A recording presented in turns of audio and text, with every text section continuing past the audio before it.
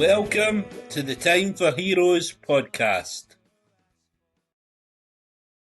I'm Kyle, and you're listening to Time for Heroes podcast. Thank you very much. So I have Kyle and Tom of My Status Quo, or Francis and Rick, if you want to call them that.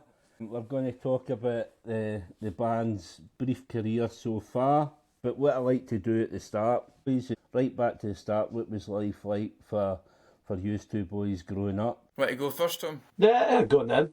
I grew up in Newton Hill. It's like a little village between Stonehaven and Aberdeen. I was quite lucky in the fact that because of my age, I grew up pre kind of internet. Really, so that when I was a child, I kind of just ran out and had to phone my mates' houses and things. So yeah, it was really good. We just played outside a lot. Yeah, it was a very happy childhood, I must say. Mine was quite quiet. I'm an only child, so it was just me in the house and my parents and my dad's parents. Mm-hmm. So I was always brought up with the older generation, so that's kind of influencing my personality, I would say. I was quite a troublemaker. Primary school, I would always be into bother, up to mischief and all that, and enjoying the attention. I remember I was quite fascinated with horror films, so I would always scare the teachers with masks and all that, and because I was right next door at the primary school, so after school I would come home, wait for them to leave, and I would hide behind the salt bin or something. I could see them leaving the school, and I'd be like that. And then they would get a wee bit of a fright, so I quite enjoyed that. Damn, that makes me sound so boring now. I need to think of something else, come on. So how early then did music come into your lives, and how did that kind of manifest itself? Mine, I had a little yellow xylophone in like a plastic box. And I remember I was so young, maybe like 2 or 3 or something. I remember I'd written on when you open the lid, there's like numbers. So like C would be 1 or D would be 2 or whatever. There's like 3 blind mice that had that written on I think Mum or Dad showed me that, and I wrote that on the thing and just hit away the little kind of yellow xylophone. So I think that's like the first kind of music memory type thing I've got. What about you, Kyle? I mean, I have been told when my mother was pregnant with me, they went to see Status Quo. Mm-hmm. At the start, every gig that they do, there's this drone that goes, and and apparently with the vibration, it caused me to jump up and down inside my mother. Mm-hmm. She missed half the concert because she had to go back and forth to the toilet because I kept jumping up and down. So that's probably, and I've seen photos of me with like a wee miniature guitar. Believe it or not, it was actually Rick Parfitt's miniature guitar that my dad got through the Status Quo fan club. Nice. And I must have been very small, and I was like holding on to it. Uh-huh. So there's that, and I had a flute, and that was the first kind of instrument I got. A wee mini acoustic guitar, and it just went from there. And my gran, she had this big piano in the house as well, so it was quite surrounded by music. I remember my first guitar I'd got. It took me ages before. It was an electric guitar. It was really cheap, whatever it was. I can't remember. Legacy. But I hadn't discovered that it's got the overdrive button on the amp. So it was like, it must have been about a year or so. Just like, why doesn't this sound like rock? And I thought, oh, there's a button there. And I remember I tried to dress up as like hard as I could. I had these wore Dad's steel toe cap boots. And I'm sure there's a picture of me with these boots on, with the guitar, trying to look as mean as possible. I remember that. So at that young age, then, obviously, like with yourself, Kyle, obviously your mum and dad were both heavy into Status Quo. What sort of music was influencing you? Was it Status Quo, obviously, but what else was kind of in the mix? So a mixture of a lot of stuff from my grandparents, so that they had a lot of Jim Reeves vinyls and the Corries, Mm-hmm. a lot of all that stuff. Little deeper cuts as well. Ivor Cutler, I don't know if you've heard of him. He's an unusual chap, but this was years ago, and one of the songs was "Sitting on the Grass." And he would thump somebody in the head. I don't know. It was a weird song. So a lot of things like that. Basic Rollers, varied selection. What about yourself, Tom? So Mum was more into like the 70s stuff. So her music would be like, what's her name? Paul Simon. She liked, still likes T-Rex, Elton John, all that kind of stuff. Dad's really old fashioned. He prefers like jazz, like classical stuff. Like he likes stuff from like the 30s dance music. So that was a thing apparently. So yeah, that's cool. And then, but for the Status Quo, really, I've got an older brother, Henry, but a massively older brother. I believe he actually saw Status Quo at Milton Keynes at the End of the Road tour in '86. Mm-hmm. But I think Dad had got him a Status Quo CD for his birthday. But it turned out he'd already got the CD, so it was just sitting in the car. Anytime like Dad would drive us to like rugby or like swimming or something, CD would be in the car, so we would just we'll just play that then. Kind of like drilled it in quite early. Actually, that was probably one of my favourite things. So, like, Rockin' All Over the World was on it. Oh, what was that? Like, Fold. They did a cover of Centerfold for some reason. I remember that. People like my earliest Quo, I suppose, memories. And so how did that kind of work at school, obviously, because like when you're at school can be a cruel place at the best of times, but like your peers, when they found out you were into Status Quo, how did that kind of reaction go? I got a heavy slagging, heavy slagging. But my thing just went off funny there. Aye, so it was not too bad in primary school. That was no bad. There was a few folk were kind of like, because even at World Book Day and all that, I would dress up as Francis Rossi because That's incredible. Also with their biographies and stuff like that. So I thought, that's a book. So Yeah. I'll dress up like Francis Rossi. A lot of people were confused. Like, why are you wearing a waistcoat? What happened to your collar? Mind you, I didn't have a grandad collar at that point. Ah, It was just point. jeans. It was just jeans, white shirt, and trainers. That's dead easy to do as well, isn't it? Mm-hmm. I can mind when I was young at the one Halloween at school, I dressed up as a snooker player. I piss easy, man. You just wear your uniform, stick a waistcoat on and take a cue. Aye. See, I got mistaken for a snooker player, you know, that's... but through high school it was a pain. A lot of... It was, I think because I was quite set in my ways. I wasn't one for following trends and all that, and you know, these people were like trying to be. Mind you, there was a bit where I was trying to be cool and all that, but most of the time I was quite old fashioned and I couldn't be bothered. I was quite happy in my own company. Mm-hmm. Rock and roll. Bit of a loner, but no, it was always slagging with the people going, oh, Status Quo, you know, 3 chords, and it's like, oh, and people, oh, but that's not good music and all that carry on, and you know, it's like, who are you going to find that are going to like Status Quo like you and all that? You found the 3 other people. I know. So it just shows you.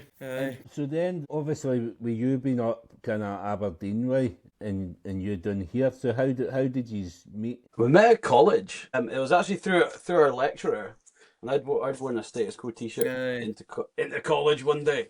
Stuart Kid, yeah, Stuart Kid. Yeah.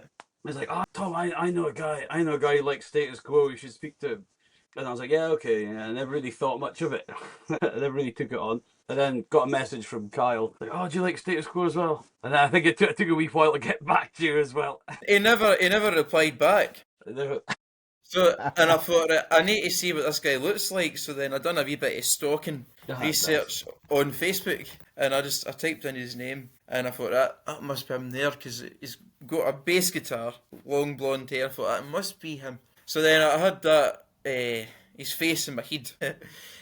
Aye, not in a creepy way, but and then one time I was at college. We were sitting in the waiting area bit, and then he walked by and he was looking for a guitar, I think. And I remember saying to him, I said, you've got long blonde hair. and then so that's how I started. There we go. That was it. Mm-hmm. Riverside Music College is where at? Yep. So What were you doing there? What was it, an HND or something? Hi, so it was an HN. Yeah, it was an HND. So it was the first Yeah. year I was in. I believe it was the HNC that. No, sorry, it was the second year that Kyle was in. Aye. When he was at college. And what was that? And was that live performance? Was it production? Was it a bit of everything? I was at, when I first joined, it's a long story. So originally, I was going to get a job, right? I thought, right, I want to get money and all that because I was in education for too long. I thought I need to get a job and all that. So then met this other guy when I was doing another course in Motherwell College. Mm-hmm. He then was a friend of mine at high school was in the same course he was at Motherwell College, and I was doing a cooking course, right? And this will come in handy for later on if you ask me about the question. That's what I was thinking, yeah.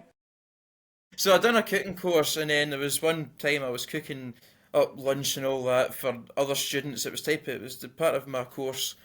This guy came in, saw the guy from my high school. He said, "This is Jed."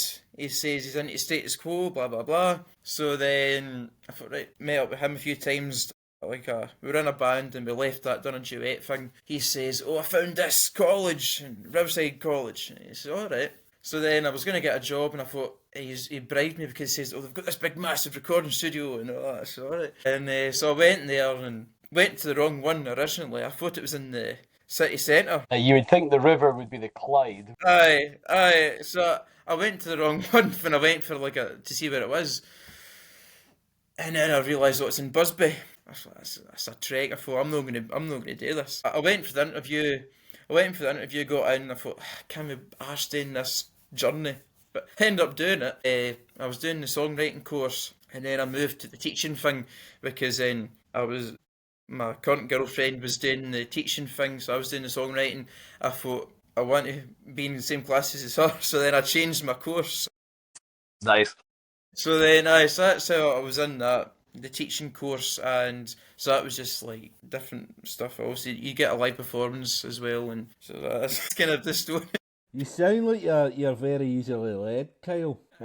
That could be a good or a bad thing, I don't know. But obviously, like the live performance comes in handy then, like learning live performance to forming a Status Quo band where there is a lot of performative actions within the music and a lot of kind of interactions with the fans. So did that help? Has that helped you? Have you noticed your confidence growing, like playing live? What would you say, Tom? I think it's made it easier, the fact that it's a tribute band, because you have to pretend to be somebody else, which kind of makes it easier.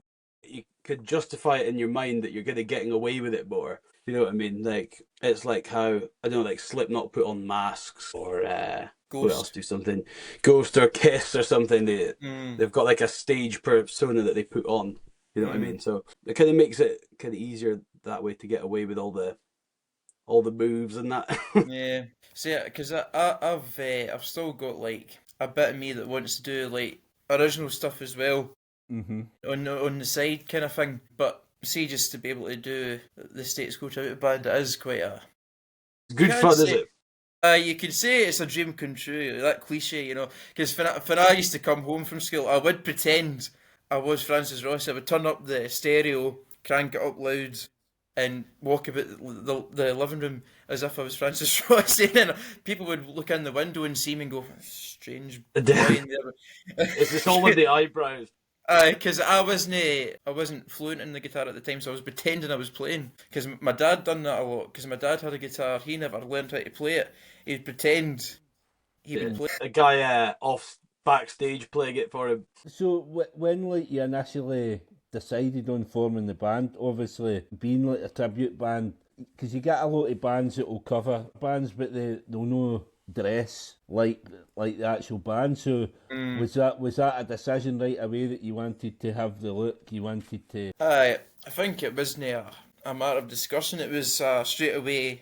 Yeah, yeah. I'm a firm believer in a tribute band has to look as much as possible like the band you see, because a lot of people either never got the chance to see them or want to relive a time that they saw them, like especially for some of the older guys. And I think it just makes it more enjoyable for them. I think if you look look the part as much as possible. So starting out then gigging, looking through your social media. So the first gig I've got is last May, the Battle of the Bands and Slouch. Is that right? Oh, aye, that was it. So God, was that May? Wow. So how was that then? How was the nerves playing your first gig as the band, and talk a bit about it, because obviously you ended up winning. Aye. I think it wasn't so much nerves really, because we picked the easiest possible songs to do, because like we don't have that long till this gig. So what is the easiest ones we've got? We just did them. So it was like, yeah. So it kind of cut the nerves down a bit. We didn't try anything too complicated. No. In the realm of Status Quo complicated, anyway. I can't actually remember that far back what I felt before. I remember like the sound was horrible. I couldn't get the right sound on the amplifier because it wasn't our equipment. Oh, yeah, it was just like house amps, was it, or was it a band that had taken theirs? It was I think it might have been another band's actually. Mm-hmm. We just shared it. I mean, it's always gig politics in it. See when you're this band's going to bring this and this band's going to bring that, and there's always fights on WhatsApp groups about who's bringing what, and I'm not using that drum kit, I want my own drum kit. Mm-hmm. Blooming drummers. So for that gig, you then moved on to Sleazy's. So obviously your first couple of gigs, you're playing good venues as well. So who was Sleazy's? Because the band I managed, that was their first gig in there. It's always good to play an iconic venue. Because we had 45 minutes. Because it was through, I can't remember the promotion company now. It was can't mind now, but I think the one that we used when we played there was Night Owl or something. Seemed to be big with that. I can see the logo, but I can't mind the name of it. But it was only 45 minutes we had, which the people still say to me like in the last gig, and when I go to see other tribute bands with Status Quo, that it's always the same. The bunch that come and see us, the die-hard fans, as this guy keeps saying, he laughs about it, he thinks it's quite funny because we'd done the 45 minutes but they wanted more, but we only rehearsed 45 minute worth, and then at that point we were like, I fell asleep. No, so it was 45 minutes we had to do the set, and then once we finished it, they were like, we need more, we want more. And we were like, no, but we've done, that's all we've got. And there's this guy keeps saying to me, he says that's hilarious how you lot just walked off stage after the 45 minutes. So that was funny, but that's what we were told, we could only get 45 minutes. So and then you finished the year in December in Crossford, so a hometown gig for yourself, Kyle. Yeah. How was that? That was brilliant. I loved it. Played there like twice before, and it was always like charity stuff I was doing, like fundraising for it, but it wasn't as publicised as much as it should be, right? So I was performing to like 7 to like 14 folk in the hall, but this time I made sure it was going to be well promoted. I paid for it. I put an ad in the local Gazette, so I done that, and that was for about 4 weeks. So it was just a picture of us and just about where we were playing and all that, and me working in the village shop, which was another handy. The excellent publicity. Because every single person that would come in, I would say to them, I says, "What are you doing on the 20th of December, by the way?" And the woman that I was working with most of the time, she does the kitchen stuff. She was getting sick of my monologue every time that someone would come in. I would say the exact same thing. It depends what they look like. If they looked a wee bit dodgy or something, I wouldn't say to them. I wanted the right people to arrive, But so we got about 120 people that came, and it was like 100. It was just about quite a full capacity, I think, real 120 people for it. Just amazed how many people you knew in Crossford. And then, see, when we're ever there, we're walking past, oh, look, there's Jimmy the gardener's van. Oh, look, there's an old big Bob the Bob the Roofer. I don't know. I think because that helped as well because in the 50s my grandpa was a fruit grower here, so he knew everyone in the village, and also with my dad and uncles as well,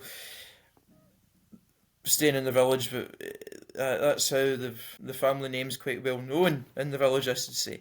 And so people that come in at the village would either know someone in my family or know me or whatever. So that kind of helped as well because they kind of knew me and who I come from. Obviously, with the band as well, so looking back on your social stuff, the original lineup, the before he is the bass player, Drew, so I think he was for Dumfries way, is that correct? Aye, so he was Annan. Right, so is that the reason he left? Was it just getting too much? No, well, he had student accommodation because he was at the same college, but he just wasn't learning the songs. Right. You know what I mean? Because I listened to some of your interviews on the Status Quo podcast, and I kind of got the impression that he was a bit far removed for the Status Quo kind of. Aye, I kind of just asked. I knew he wouldn't stay. I just were looking for a bass player, because I know that his dad likes Status Quo. I thought he might do it for his dad, but he did help us out. But it was just becoming annoying, the fact that me and Tom had to teach him his parts and when to come in, that kind of thing. So how did Logan come along? Where did you meet him? Through TikTok, I think. He saw one of our videos and messaged me, but he claims that he was drunk when he did it. Because he was nervous to. I don't know why, because we're just a pair of tubes anyway, so I don't know why he was nervous, but he said, "You looking for a keyboard player?" I said, "We're actually looking for a bass player, but if you can play bass as well, that'd be."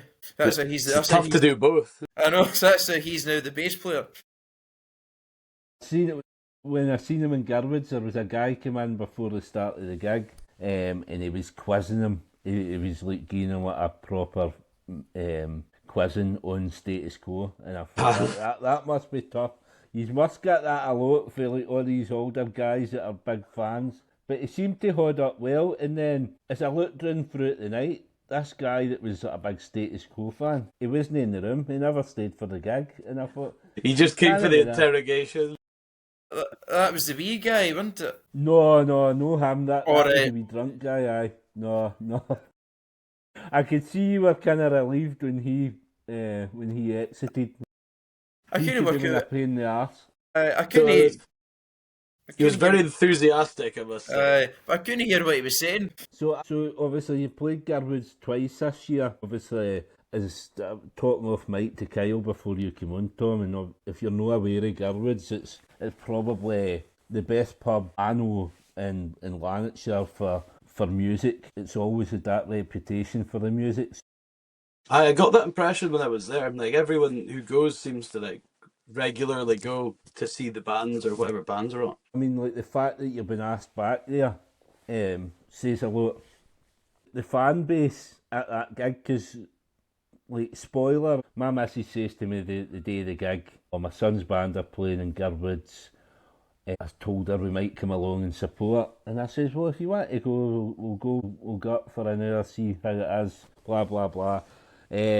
So we're walking up to Garwood's, and she says, I forgot to tell you they're a Status Quo tribute band. Get you as close as possible. And I thought, I'm taking the train now. I thought, I'm not sure about it. I says, we'll give it a try, and honest to God, I thoroughly enjoyed it. Like, I says, we'll stay for an hour, and then we'll show face when we'll go home again. I couldn't believe it. I loved it. It's one of the best nights out of my cheers, life, man.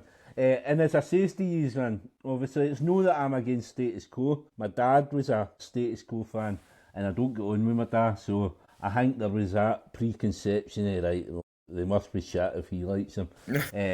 But I like, on top of the music, just like looking around the room at the other fans and how much they were enjoying it. Roddy air guitar and all that. And no just basic air guitar, they were playing the notes, you could see them go down the fretboard. they were proper intricate guitar moves. So, how is that? How do you get on with that fan base? You touched on it that a lot of these guys come to all your gigs.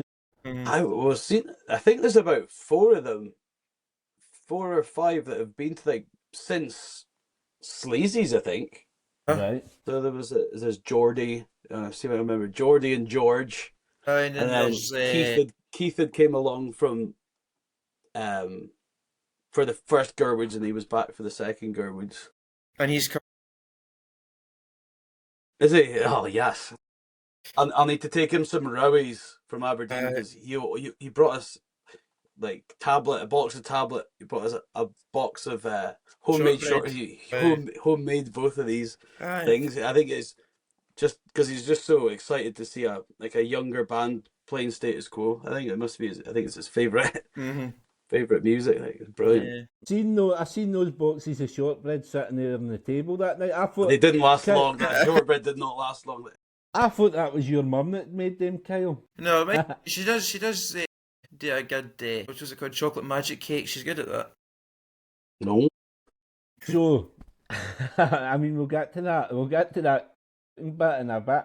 But obviously, we touched on the fan base, but the other thing I wanted to talk about, in between those 2 Gerwoods gigs, you played, there's another, obviously there's quite a few Status Quo tribute bands, but I've seen, Kyle, that you played with Glasgow. Traitor. I think it was in McSorley's, was that? That's right, yeah. And for what I've seen as well, obviously you weren't the front and centre. There was another boy already had the waistcoat on. So for what I could see, you were doing the Rick Parfitt role. So how does that kind of differ for your role in your band? How hard was it to kind of make that bridge? To be fair, halfway through the set, Graham's fingers were getting sore, so he said to me, "Can you do the solos?" So then ended up doing the solos for the majority of the end. I've always, I think, starting Rick's out, much tougher being Rick. When I was starting out guitar, the first thing I learned was Rick's intro for Caroline, and that was when I was about 10, and that's how I've kind of managed to kind of do the good muscle memory in the left hand with the constantly on that position for about 2 hours. Froze there. Get back. There's Little Lady, right? There's that, but I know Rick does something different, which I didn't have time to work it out. So Rick's parts are underrated, I must say. It is. I think they're more tiring than anything else. It's more like your parts have got all the skill. I think my parts just require more just physical endurance, I suppose. That's the hard part about the Rick anyway, is the endurance side. Because my thumb gets knackered really if I don't warm up my hand properly, I'm screwed. I'll be dropping the pick. I'll be dropping the pick, or the other one of the Gerwoods that dropped it, and I was having to play with my finger. Shit. So what did you think when you seen him doing this Rick Parfitt stuff? Was your nose put out of joint? When I saw Kyle do it, yeah. No, not at all. I think I was sitting there judging him completely. That's how he's doing it, is it? So and that leads us up to this Friday. So we're recording Wednesday. Is it Friday or Saturday? Saturday, is it March the 21st? So Saturday, March the 21st, you're playing the Railway Tavern in Motherwell. Another good pub, always busy, so brilliant kind of clientele in there. I think it's going to go down a treat.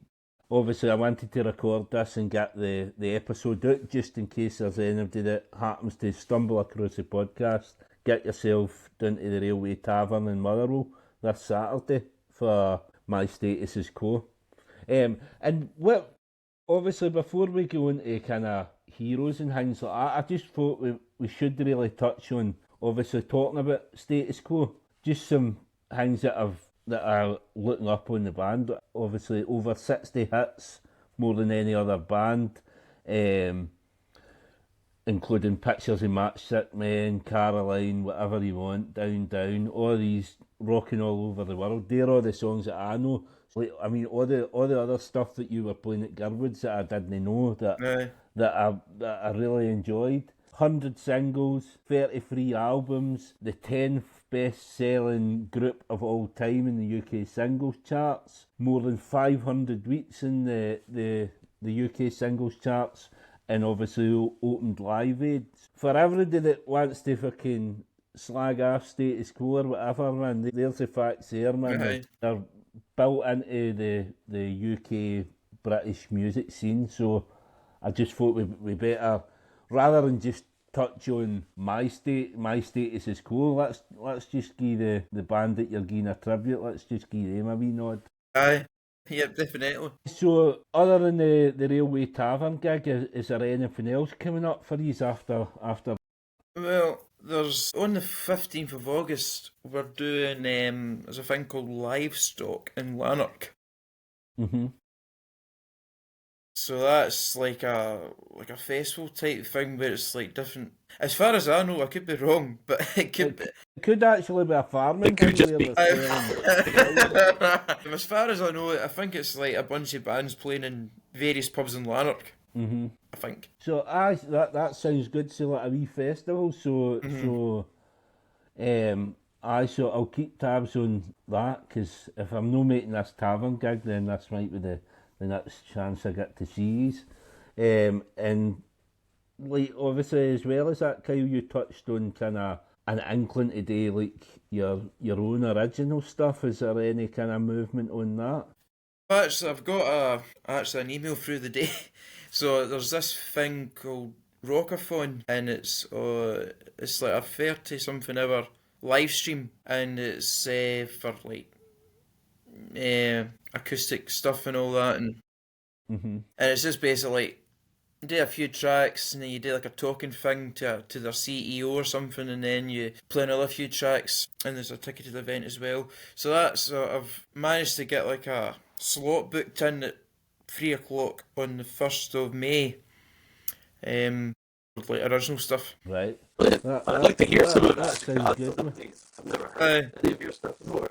Some of it's actually played on piano, so I need to actually see how I would get a piano there, but because I've been Logan, he's got recording stuff at his flat, and the way things are right now, I can't afford to actually record things in a proper recording studio, so it's just like to record demos really. And then give them to a recording studio, and then so they know what I'm kind of looking for. That kind of thing. That's the kind of thing going. Yeah. So well, all the best with that then, with the solo career. And I mean, like, is there ever any thought of doing like the Francis Rossi solo stuff? Would that kind of interest you, doing like a tribute to that? No, I don't know, because he talks about his life, really, didn't it? His talking shows. Well, I mean, you could use this podcast for a bit of kind of inspiration. You could do that, and you could talk about the Crossford gig and two Garwood shows and all. You could do that. You could talk about that.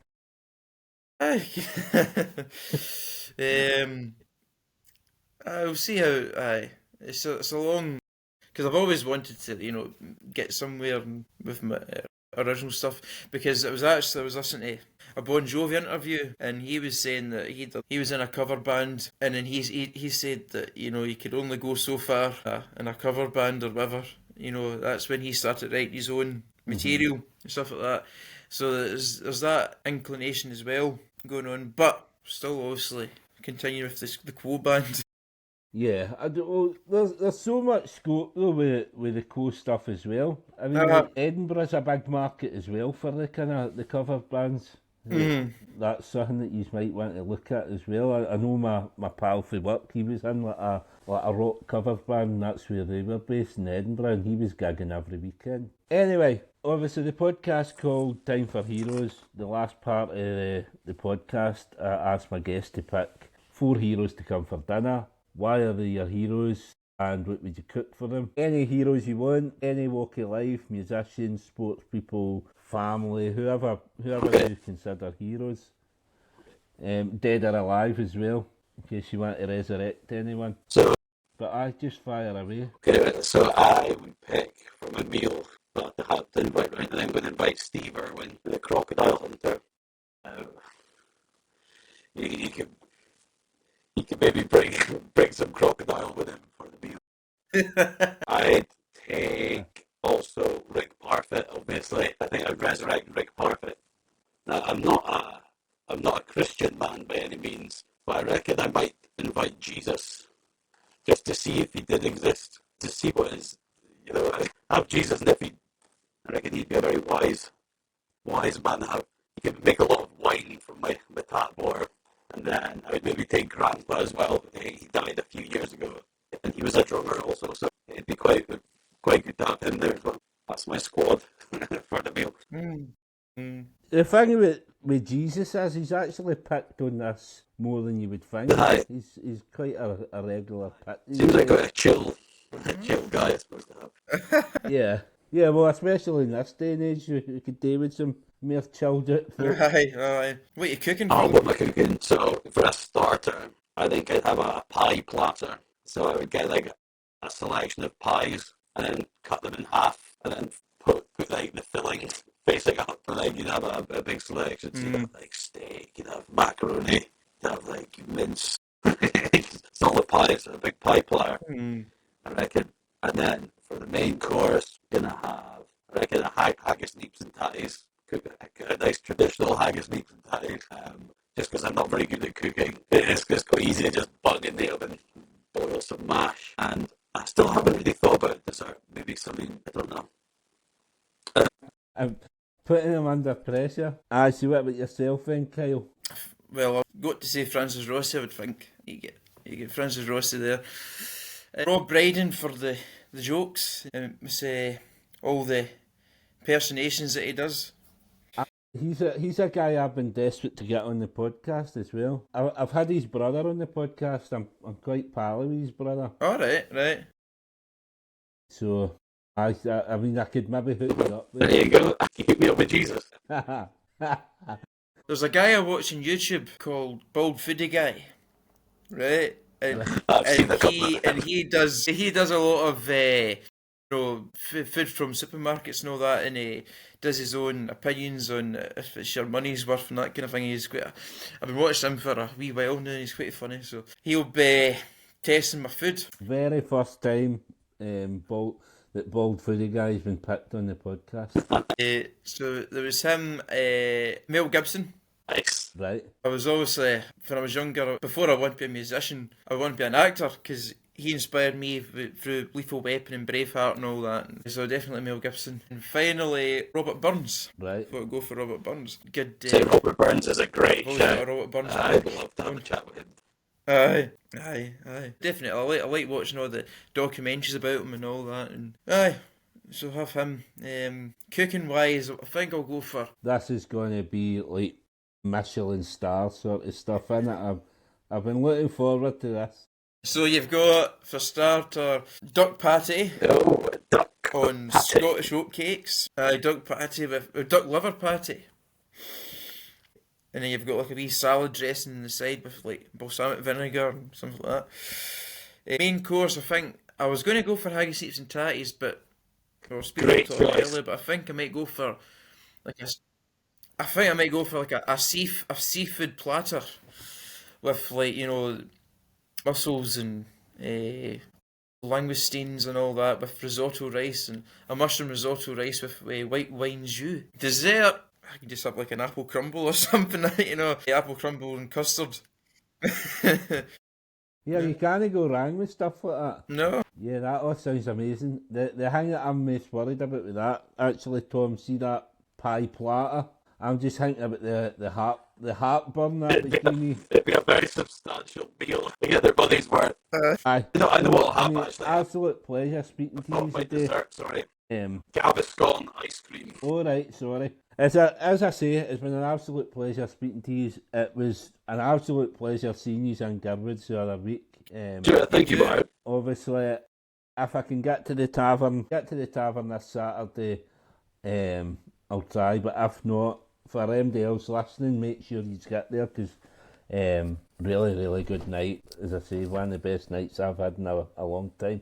So all the best with the Tavern and then whatever comes after that, man. But aye, for coming on the podcast today, boys, it's been Thank you an very absolute pleasure. Thank you. Cheers, guys. Thanks again for listening to the podcast. If you'd like to get in touch, please contact me on the email timeforheroespod@gmail.com, or you can get me on Instagram at Time for Heroes Podcast. Thanks very much. We'll be back soon with another episode.